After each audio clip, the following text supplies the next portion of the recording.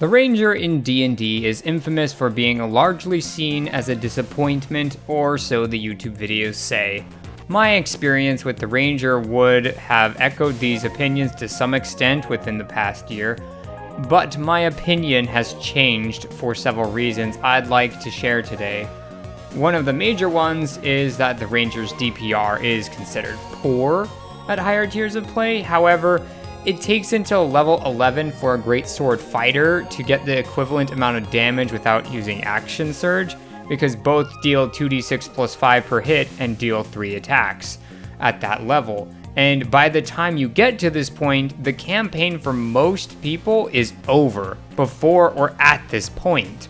So this DPR gap doesn't exist for most tables where it would matter, and then when it does matter, in those higher tiers, it doesn't matter to the point it becomes a deal breaker. You still do good damage, you just don't do the best damage.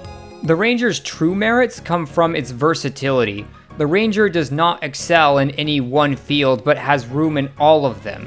It has good HP, decent AC, amazing mobility, utility spells, decent AoE spells, good damage, melee and ranged options, martial weapons, skills, expertise, and my personal favorite, languages. Many of these options are consistent like a Marshal's, but it has access to spells in order to shore up anything that it couldn't normally do without using a resource. And as a result, it can approach a huge variety of situations that it's often not given credit for being able to handle. And these are the two primary reasons that I think that the Ranger is able to hold its own as a class that anyone could pick up, because it's able to do so much, even if it isn't the best at any one thing. However, I will not hide the Ranger does have some pain points, especially in its last few levels.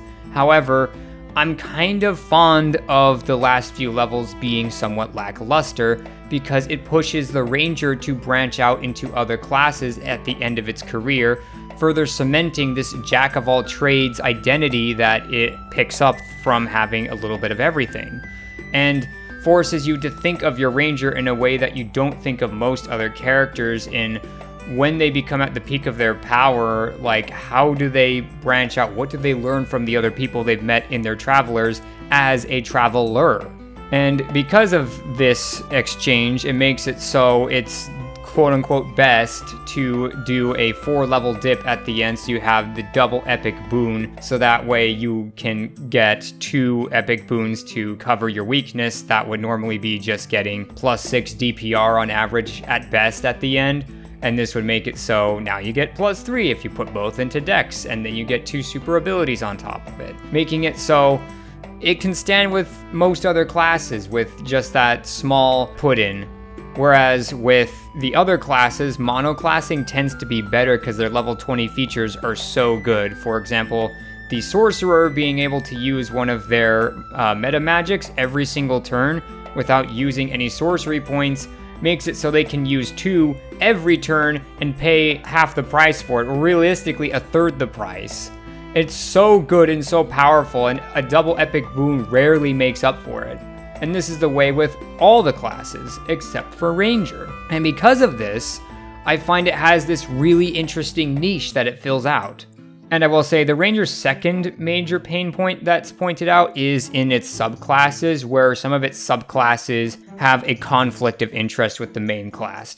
For example, Beastmaster needs to use its bonus action to command its pet turn after turn, but Hunter's Mark also requires a bonus action, and so as a result, your main class's primary ability of Hunter's Mark and your subclass's primary ability of using a pet are now mutually exclusive. And the same can be said to some extent for the Hollow Warden Ranger, and the Fey Wanderer needs other players to really make use of its abilities well, and its summon doesn't really come out at a level that it can utilize that effectively, making it so the quote-unquote safest picks for the Ranger are the Gloomstalker and the Winter Walker, but by no means are the other ones bad. It's just there's something to play around and there is a little clunkiness to it. And I do have some ideas on how to fix these things if you would like to see a video on that.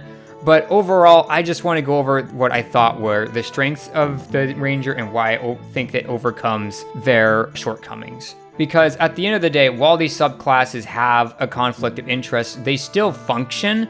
It's just you aren't going to be using Hunter's Mark. So rather than being perfectly smooth, they're still serviceable with just a little bit of opportunity cost, is the way that I see it.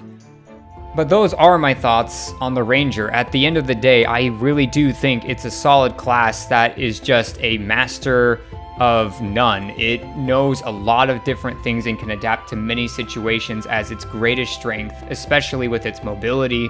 And it's also able to branch out into other paths because of its lackluster capstone features that allows you to make a character that wouldn't normally exist that ties into this theme of being a well-traveled person. Mix that in with the fact that I think that the subclasses are mostly fine with a tweak or two if you really wanted to, and I don't see the reason why it gets the flack that it does or why people argue that it should be rebuilt from the ground up. I really do think it has a lot of strong merits where it is as it is, and I just wanted to make this video to try to point some of these strengths out and reconsider that the Ranger that we do have isn't worthless, and it's worth working with, in my opinion. And I just want to encourage people to try that out. And that's all I have for today.